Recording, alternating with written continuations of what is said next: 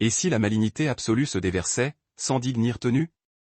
Que se passerait-il si une communauté entière, âme et corps, sombrait sous le joug suffocant d'esprits impurs? Ceci n'est pas une parabole. Cela s'est produit dans une contrée oubliée, au-delà des eaux dormantes du lac de Galilée. Des hommes et des femmes y vivaient enchaînés à une souffrance perpétuelle. Le sommeil était banni, la sérénité impossible. Certains hurlaient au milieu des sépulcres béants, d'autres s'infligeaient de profondes lacérations. C'était une terre asservie, un véritable enfer descendu sur terre. Les démons, loin de se cacher, affichaient leur domination. Mais alors, il fit son entrée. Sans armée visible, sans l'éclat des lames, seulement armé de sa parole. Sa simple présence fit vaciller l'abîme, et l'événement qui s'ensuivit bouleversa le cours de l'histoire humaine. Ce récit, c'est l'affrontement d'un jour où Jésus fit face à une véritable armée démoniaque. Les évangiles ne nous en livrent qu'un aperçu. Aujourd'hui, nous découvrirons pourquoi cette rencontre fut infiniment plus puissante qu'on ne l'imagine. Qui étaient donc ces entités? Pourquoi manifestaient-elles une telle terreur? Et surtout, que vit Jésus dans cet homme possédé, que les autres ne percevaient que comme une bête sauvage, dépourvue de raison? Ce n'est pas qu'une histoire, c'est une révélation. Avant même que Jésus ne foule le sol de cette région, l'emprise infernale y était déjà solidement établie. Il ne s'agissait pas d'un simple cas d'homme tourmenté, mais d'une communauté entière sous l'oppression directe et écrasante du royaume des ténèbres. La vallée de Gadarénien n'était pas sombre par manque de lumière solaire, mais à cause d'une atmosphère spirituelle qui la recouvrait telle une lourde chape de plomb. Les familles étaient en proie à une angoisse constante. Les verrous claquaient tôt le soir. Nul n'osait s'aventurer dehors après le crépuscule. Les chiens hurlaient sans raison apparente. Les lampes vacillaient. Les enfants ne trouvaient pas le repos, leur nuit était hantée par des visions d'êtres aux yeux vides. Les plus jeunes conversaient avec des amis imaginaires, détenteurs de connaissances qu'ils n'auraient jamais dû posséder. Les femmes entendaient des murmures terribles tandis qu'elles préparaient les repas. Ces voix insinuaient l'horreur. Un père de famille disparut après avoir brisé tous les meubles de sa maison en hurlant un mot inconnu, noix. On retrouva son corps dans le fleuve. Son visage était figé par l'épouvante. D'autres avaient attenté à leur vie. Certains avaient réussi. Tout cela se produisait, et personne n'en parlait, car tous savaient qu'une force maléfique gouvernait ce lieu. Et au milieu de cette désolation, se tenait l'homme des tombeaux. Jadis un père, un frère, un fils. Il n'était plus qu'une carcasse humaine. Il errait nu, maculé de sang coagulé et de terre. Son regard était un vide sidéral, mais ses yeux restaient éternellement ouverts, comme incapables de clore ses paupières sur la terreur. On racontait qu'il dialoguait avec une multitude de voix. Parfois, elles s'exprimaient dans des langues oubliées, incompréhensibles. Les soldats, les voisins, et même sa propre famille avaient tenté maintes fois de l'entraver. Mais il brisait les chaînes avec une force surnaturelle. Son corps était un tissu de cicatrices anciennes et de blessures vives. Et quand il criait, ce n'était pas un seul cri, c'était un chœur discordant, une cacophonie démoniaque. Il hurlait avant même qu'on ne s'approche, car il sentait l'arrivée imminente de quelqu'un de plus grand. Pendant ce temps, le peuple souffrait. L'économie s'était effondrée, le commerce avait disparu. Nul ne voulait plus entrer ni sortir de Gadara. Les maladies proliféraient, fièvres inexpliquées, avortements spontanés, morts subites. Les disputes familiales dégénéraient en rixes sauvages. La religion elle-même était abandonnée. Les temples étaient déserts. Les rouleaux de la loi étaient couverts de poussière. Un vieux prêtre, qui persistait dans sa foi, disait « Cette terre est sous la malédiction, et seul le Saint de Dieu pourra la libérer. » On le traitait de fou, mais il insistait « Quand il viendra, les ténèbres ne résisteront pas », les gens riaient, mais au fond d'eux, ils désiraient que ce soit vrai, car ils savaient que ce qu'ils vivaient n'était pas normal. Des fillettes parlaient à la « femme sans visage ». Un enfant de 8 ans affirmait qu'un homme à cornes s'asseyait au pied de son lit chaque nuit. Une mère avoua avoir voulu noyer son bébé sans savoir pourquoi. Des hommes voyaient des ombres furtives dans les champs. Les vaches crevaient, les yeux ouverts et la gueule déformée. Et au plus profond de la montagne, le rire du démoniaque résonnait comme un écho moqueur. Les animaux fuyaient. Les oiseaux avaient cessé de chanter. Les rêves des hommes se transformaient en cauchemars. Les maisons restaient froides, même à midi. Tout cela faisait partie de leur domaine. Une domination silencieuse, mais d'une brutalité inouïe. Un gouvernement des ténèbres qui n'avait besoin ni de trône ni d'armée visible, car il contrôlait déjà les esprits, influençait les émotions, manipulait les décisions. Le plus terrifiant était que personne ne se battait. Tous l'acceptaient comme une fatalité. Mais dans les cieux, quelque chose se préparait. La bataille était déjà écrite, et bien que ce lieu semblât abandonné, Jésus ne les avait pas oubliés. Il traversa la mer au cœur d'une tempête féroce ou une tempête provoquée par l'ennemi lui-même pour empêcher son arrivée. La fureur des éléments était bestiale. Les vagues s'abattaient avec rage. Le vent rugissait comme une bête blessée à mort. Les disciples croyaient leur heure venue, mais Jésus dormait. Au milieu du chaos, le prince de la paix reposait, car ni l'océan, ni les vents, ni les légions démoniaques n'ont prise sur lui. À son réveil, il ne cria pas, ne se troubla pas. Il parla, simplement. Silence, sois réduit au mutisme, ne dis pas un mot. Et la mer obéit instantanément. Ce n'était pas une coïncidence météorologique. C'était la dernière tentative désespérée des ténèbres pour endiguer l'inéluctable, mais rien ne peut stopper le Christ. Dès qu'il toucha terre, tout s'arrêta. Le ciel s'éclaircit. L'atmosphère s'allégea. C'était comme si l'univers spirituel retenait son souffle. Les disciples l'ignoraient encore, mais ils venaient de pénétrer en territoire ennemi absolu. Dans les cavernes, l'homme possédé trembla. Les voix en lui hurlèrent, se tordirent, commencèrent à implorer, il vient, il est là. Ce n'est pas notre heure. L'homme s'effondra, vociférant. Son corps convulsait. Sa bouche proférait des malédictions, puis, sans contrôle, il courut vers Jésus. Ce n'était pas une attaque. C'était une reddition contrainte. Car quand le Fils de Dieu se manifeste, tout genou fléchit, y compris celui des démons. Nul ne l'arrêta, ni les disciples, ni les quelques soldats, car ils savaient que Jésus n'avait pas besoin de défense. Le possédé arriva, tomba à genoux et hurla d'une voix composite, déchirée par la peur. Qu'y a-t-il entre nous et toi, Jésus, Fils du Dieu Très-Haut? Je t'adjure par Dieu, ne nous tourmente pas. Jésus le regarda. Non pas avec peur, ni mépris, mais avec une profonde compassion. Car là où tous voyaient un monstre, il discernait une âme captive. Quel est ton nom? Demanda Jésus, calmement. La réponse vint en échos multiples, Légion, car nous sommes nombreux. C'était la vérité. Une légion romaine comptait entre 4000 et 6000 soldats. Tel était le degré de saturation de cet homme. Telle était la profondeur de son calvaire. Et pourtant, Jésus ne recula pas. Il ne s'arrêtait pas au nombre des démons, il regardait la volonté du Père. Et le plan de Dieu était de délivrer, non de fuir. L'homme, contrôlé par les démons, se tordait. Les disciples étaient stupéfaits. Jamais ils n'avaient vu un tel spectacle. Mais Jésus restait paisible, car la puissance qui était en lui était infiniment supérieure à celle qui était dans cet homme. Et les démons le savaient. Nous t'en prions, ne nous envoie pas hors du pays. Permets-nous d'entrer dans ces ports. Pourquoi cette requête? Parce qu'ils savaient que Jésus avait le pouvoir de les précipiter dans l'abîme, vers le tourment éternel. Même dans leur rébellion, ils reconnaissaient son autorité inébranlable. Et là se tenait Jésus, seul, sur cette terre maudite, face à une armée invisible, mais invincible.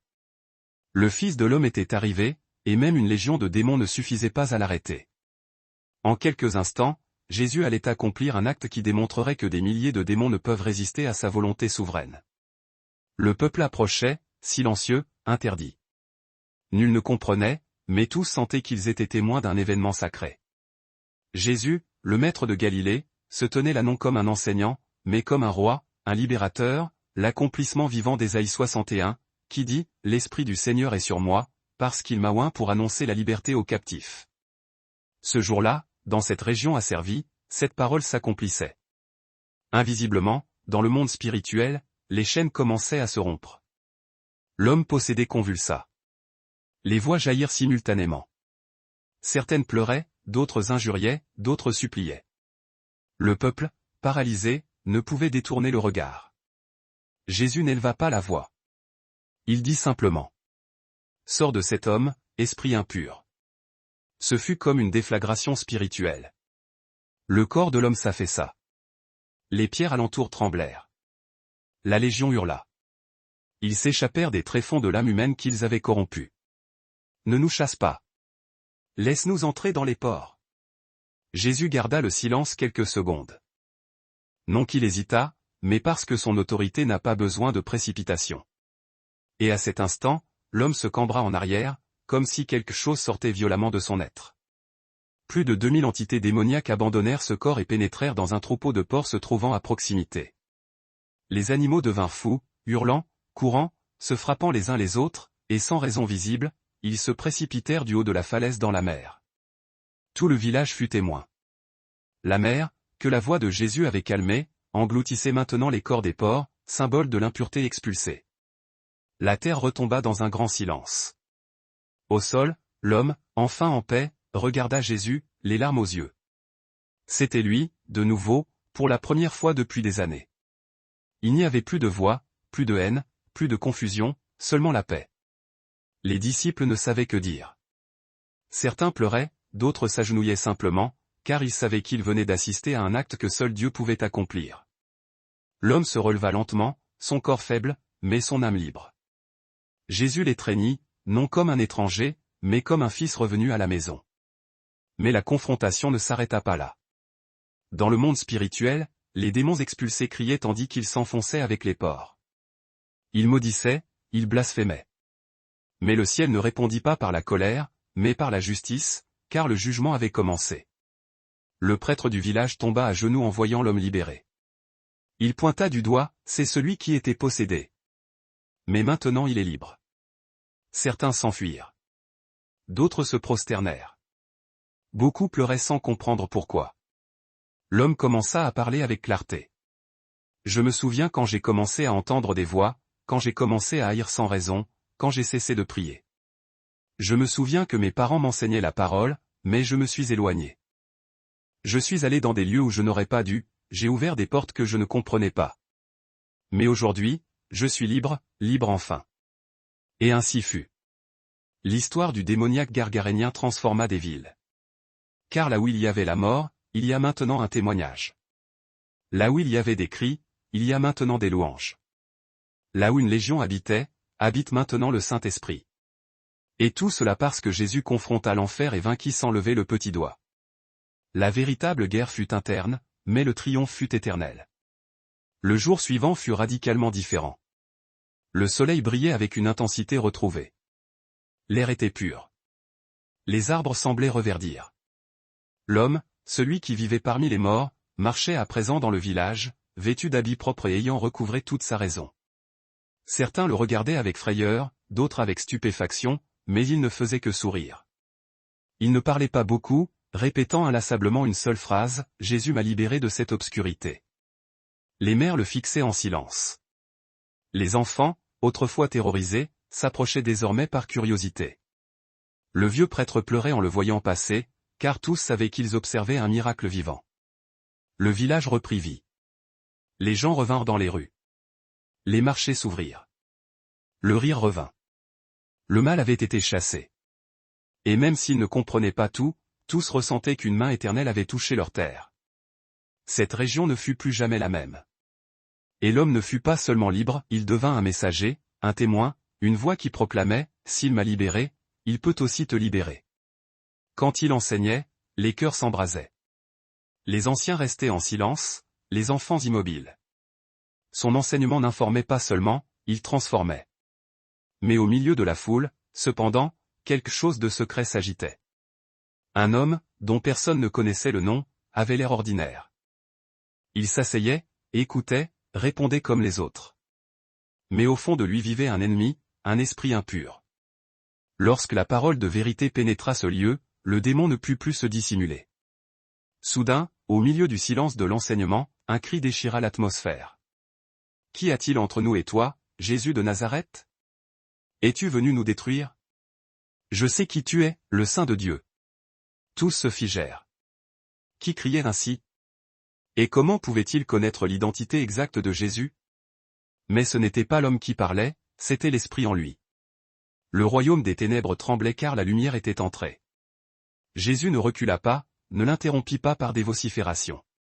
Il le regarda simplement et, d'une voix ferme, il ordonna.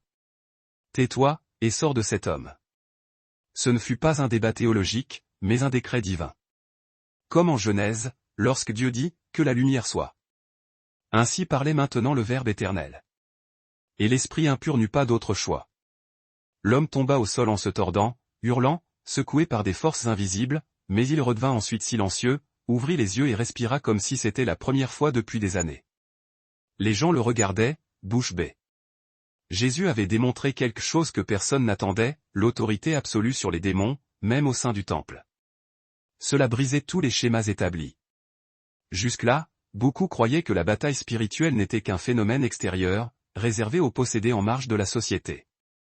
Marc rapporte que tous étaient saisis d'étonnement et se demandaient entre eux, qu'est-ce que ceci? Quel est ce nouvel enseignement? Il commande avec autorité aux esprits impurs, et ils lui obéissent. Ce n'était pas seulement un miracle, c'était une révélation. Jésus n'était pas venu uniquement pour guérir les corps, il était venu pour libérer les âmes. La renommée de cet acte courut à travers toute la Galilée, mais plus que la renommée, ce qui se propagea fut une crainte révérentielle.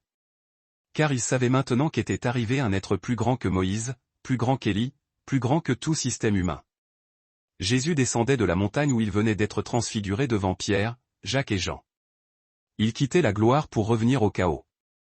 Au pied du mont, la scène était désastreuse, un groupe de disciples encerclés, des pharisiens polémiquants, des curieux qui criaient. Et au centre, un père aux yeux noyés de larmes. À ses côtés, un jeune garçon se tordait par terre. Convulsions, écume à la bouche, son corps frappant violemment la poussière.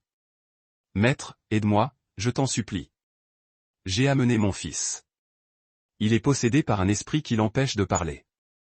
Il le secoue, le jette dans le feu ou dans l'eau.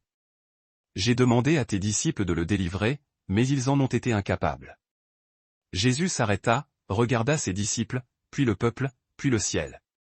Aux générations incrédules. Jusqu'à quand devrais-je rester avec vous? Jusqu'à quand devrais-je vous supporter? Il s'approcha de l'enfant. L'esprit le reconnut instantanément. Le corps du jeune homme fut secoué avec une violence inouïe. Il tomba, se roula par terre, écumant. Depuis quand cela lui arrive-t-il?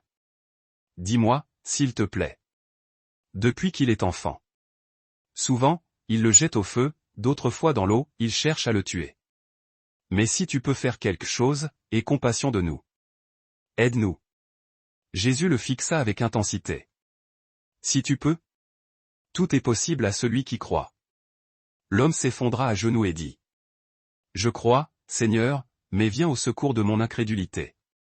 Son cri était sincère, même s'il n'était pas parfait. Il n'avait pas une foi absolue, mais il avait le désespoir. Et parfois, cela suffit à émouvoir Dieu. Jésus se tourna vers l'enfant. L'esprit hurla. Tous reculèrent, sauf Jésus. Esprit muet et sourd, je te l'ordonne, sors de cet enfant et n'y reviens plus jamais. L'enfant convulsa une dernière fois, se tordant sur le sol, puis il resta immobile. La foule poussa un cri, croyant qu'il était mort, mais Jésus étendit sa main, le releva. L'enfant ouvrit les yeux, respira profondément, regarda son père et, pour la première fois, parla. Le père s'effondra en larmes dans ses bras. Le peuple resta interdit. Jésus avait fait l'impossible. Encore une fois. Plus tard, en privé, les disciples lui demandèrent. Seigneur, pourquoi n'avons-nous pas pu le chasser, nous? Et Jésus répondit par une phrase qui défie encore aujourd'hui tout croyant. Ce genre-là ne sort que par la prière et le jeûne. Ce n'était pas un manque de formule, mais un manque de profondeur spirituelle. Certains démons ne réagissent ni au cri ni à l'autorité apprise. Ils ne fuient qu'en présence d'une vie totalement cachée en Dieu. La prière pour se connecter au ciel. Le jeûne pour affaiblir la chair. La foi pour parler avec conviction. Car il y a des batailles qui ne se gagnent pas par la force, mais par une reddition totale au Père. Et ce jour-là, un père désespéré, un enfant tourmenté et des disciples confus apprirent tous qu'au moment où les ressources humaines s'épuisent, la puissance de Dieu demeure. Les jours passèrent, les paysages changèrent. Cette fois, ce ne fut ni un homme possédé dans une tombe, ni un enfant convulsant. Ce fut une mère désespérée. Jésus quitta la Galilée et se dirigea vers la région de Tyr et de Sidon, terre de gentils. Il voulait être en silence, passer inaperçu, mais la lumière ne peut être cachée sous le boisseau. Une femme syrophénicienne, cananéenne, étrangère, considérée comme païenne par les Juifs, entendit dire que Jésus était proche. Elle avait entendu les rumeurs des miracles. Elle avait appris que les démons fuyaient à sa seule parole. Et bien que sa culture n'eût aucune intelligence du Dieu d'Israël, son cœur comprenait la douleur de sa fille. Elle courut, se jeta aux pieds de Jésus, pleurant, suppliant, criant. « Seigneur, ma fille est cruellement tourmentée par un démon. » Jésus ne répondit pas d'abord. Les disciples échangeaient des regards embarrassés. Certains fronçaient les sourcils, mais elle ne partait pas. Elle n'avait pas la bonne religion, pas de titre, n'appartenait pas au peuple élu, mais elle possédait quelque chose qui émeut le cœur de Dieu, une foi insistante et humble. Jésus parla alors, non par mépris, mais par mise à l'épreuve. Il n'est pas bien de prendre le pain des enfants pour le jeter aux petits chiens. C'était une phrase dure, une métaphore qui testait la qualité de sa foi jusqu'à l'os. N'importe qui d'autre se serait offensé, battu en retraite, défait. Mais pas elle. Avec une humilité dénuée de tout orgueil, elle répondit. « Oui, Seigneur, mais même les petits chiens mangent les miettes qui tombent de la table de leur maître. » Dans ces quelques mots résidait plus de foi que dans bien des sermons. Et là, Jésus sourit. « Grande est ta foi. À cause de cette parole, le démon est sorti de ta fille. » Elle se releva. Elle n'avait pas vu Jésus toucher l'enfant, elle n'avait entendu aucun cri. Il n'y eut pas de spectacle, mais elle crut. Elle rentra chez elle et y trouva sa fille, paisible, assise, libre, sans que Jésus ait posé le pied dans sa maison. Parce que la foi d'une mère avait franchi la distance, la culture et la religion, et avait ému le ciel. Ce fut un affrontement sans cri, une guerre gagnée par une seule phrase, une victoire sans spectacle, mais avec une puissance éternelle. Et aussi une leçon pour tous, la puissance de Jésus ne connaît pas de frontières. Peu importe le pays, la langue, le passé ou la religion. Là où il y a la foi, il y a la liberté. Et ce qu'une mère fit pour sa fille ce jour-là demeure une histoire qui parle plus fort que 1000 sermons. Car quand quelqu'un croit vraiment, les démons n'ont pas où rester. Marc 1, 32-34 raconte qu'au coucher du soleil, on lui amenait tous les malades et les démoniaques, et la ville entière s'était rassemblée à la porte. Jésus ne les rejeta pas, ne les ignora pas. Un par un, il les délivrait. Un simple mot suffisait à faire sortir les esprits. Parfois il criait, d'autres fois il secouait la personne, mais aucun ne résistait à l'autorité. Matthieu 8h16 l'énonce clairement, ils lui amenèrent beaucoup de démoniaques, et par sa parole, il chassa les démons. Luc 4, 40-41 affirme, des démons sortaient aussi de plusieurs en poussant des cris et en disant, tu es le Fils de Dieu. Même sans que Jésus parlât, les démons le reconnaissaient. Il hurlait, se soumettait, sachant parfaitement qui il était. Jésus les faisait taire et les expulsait sans avoir recours à des rituels ou des formules complexes. Marc 3h11 dit, et les esprits impurs, en le voyant, se prosternaient devant lui et criaient, tu es le Fils de Dieu. Nulle part il n'est mentionné qu'un démon ait pu résister à son autorité. Et bien que les évangiles ne détaillent que quelques cas emblématiques, les textes bibliques répètent sans cesse que beaucoup furent délivrés. C'était une partie essentielle du ministère quotidien de Jésus. Marc 6h13 affirme que même les disciples, envoyés par lui, chassaient quantité de démons en son nom. Ceci n'était pas un phénomène occasionnel, c'était un affrontement permanent entre le royaume de Dieu et le règne des ténèbres. Jésus ne craignait pas les démons. Jamais il ne demanda la permission, jamais il n'échoua.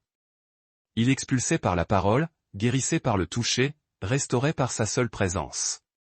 Les textes n'entrent pas dans chaque détail, mais la Bible est explicite, là où il se tenait, les possédés étaient libérés. Cela faisait partie de son identité messianique. Luc 7h21 dit, il guérit beaucoup de gens de maladies, de fléaux et d'esprits malins, et à beaucoup. Et il redonnait la vue aux aveugles. Jésus-Christ est venu sur terre avec un mandat triple, annoncer l'évangile du royaume, guérir toutes les maladies et délivrer les âmes captives. Et il ne l'a pas fait timidement, son œuvre fut massive, publique, inlassable, se déployant dans les grandes cités marchandes comme dans les plus humbles bourgades reculées. Qu'il soit dans les foyers privés, les synagogues sacrées, sur les flancs des montagnes où il enseignait, ou au milieu des routes poussiéreuses, la puissance salvatrice du Fils de Dieu n'a connu ni borne, ni répit. Ce fut un ministère de délivrance complet et ininterrompu, maintenu avec une détermination sans faille jusqu'à la croix. Aujourd'hui, des siècles ont passé depuis ces jours, mais le témoignage vibrant de ces actes continue de résonner à travers l'histoire, proclamant une vérité éternelle et immuable. Jésus-Christ détient toute l'autorité dans les cieux et sur la terre. Son nom seul est encore capable de faire vaciller les fondations mêmes du royaume des ténèbres. Sa présence divine, même invoquée dans le secret d'un cœur, brise instantanément les liens et les chaînes spirituelles les plus tenaces. Sa parole, prononcée hier comme aujourd'hui, demeure la source ultime de la liberté totale. Par conséquent, s'il a accompli de tels prodiges dans l'Antiquité, sa capacité et sa volonté de le faire pour vous aujourd'hui ne sauraient être remises en question. Si vous-même, ou un être cher, êtes actuellement pris au piège de l'affliction spirituelle, de l'oppression démoniaque, de la peur dévorante, des voix intérieures qui harcèlent, ou du poids paralysant du désespoir le plus profond, sachez qu'il existe un refuge absolu, une porte de sortie certaine et immédiate. Ce refuge porte un nom unique et puissant, Jésus. Invoquez-le avec ferveur, placez votre confiance totale en sa souveraineté, et soyez témoin de la manière dont les puissances infernales sont contraintes de reculer une fois de plus, vaincues par la lumière de sa vérité. Nous vous remercions sincèrement de nous avoir accompagnés dans ce voyage de redécouverte, centré sur le pouvoir souverain et libérateur du Fils de Dieu. Si ce récit a profondément touché votre cœur et ravivé votre espérance, nous vous encourageons vivement à le partager sans tarder avec toute personne qui lutte actuellement et a désespérément besoin d'un signe d'espérance divine. Et pour ceux qui ne l'auraient pas encore fait, nous vous invitons à vous abonner à notre chaîne, à activer la cloche des notifications pour être informé de nos prochaines publications, et à laisser votre témoignage ou votre pensée inspirée dans les commentaires ci-dessous. Rappelez-vous que chaque histoire que nous racontons ici est chargée d'un objectif primordial, celui de proclamer haut et fort au monde entier que Jésus est toujours vivant, toujours puissant, et qu'il règne en maître absolu. Nous vous donnons rendez-vous dans notre prochaine vidéo. D'ici là, tenez bon, restez inébranlables et marchez pleinement dans la liberté qu'il vous a acquise. Que Dieu vous bénisse abondamment et vous comble de sa grâce. Amen. Musique,